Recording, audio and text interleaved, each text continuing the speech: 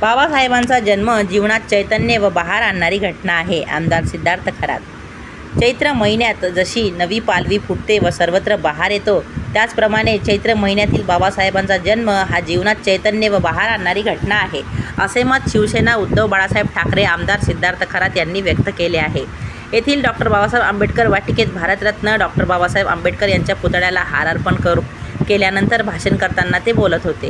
यावेळी आमदार सिद्धार्थ खरात यांच्यासोबत मुलगी डॉक्टर सांची चिंदरकर व जावई इंजिनियर सन्मित्र चिंदरकर होते. आपल्या भाषणात आमदार सिद्धार्थ खरात पुढे बोलले की यावर्षी मेहकर मतदारसंघात हवा वेगळी आहे.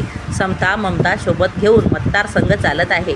तुम्ही जो विश्वास आशा अपेक्षा माझ्याकडून व्यक्त केल्या ते वाया जाणार नाही. जनतेच्या कल्याणासाठी बाबासाहेबांच्या विचारावर प्रेम करणाऱ्या नागरिकांसाठी हातात हात घालून काम करायचे आहे.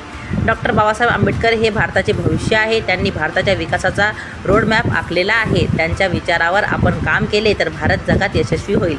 एवढी ताकद संविधानात आहे. त्याची पुरेपूर अंमलबजावणी व्हायला हवी, असेही आमदार खरात शेवटी बोलले.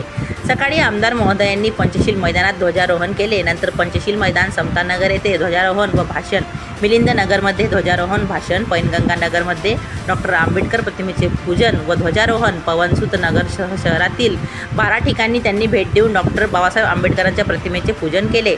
जानेफळ चौक, जिजाऊ चौक ते वाटिकापर्यंत विश्वरत्न डॉक्टर बाबासाहेबांच्या प्रतिमेचे मोठ्या प्रमाणात मिरवणूक काढण्यात आली.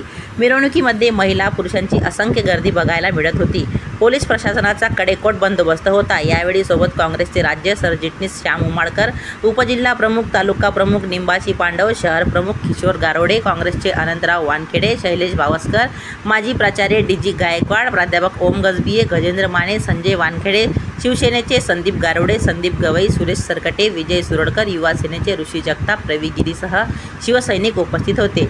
महाराष्ट्र न्यूज 24 लाईव्ह प्रतिनिधी भानुदास पवार तसेच मी भाग्यश्री यांच्यासह आपली रजा घेते. भेटूया पुढील बातमी सत्रात. नमस्कार.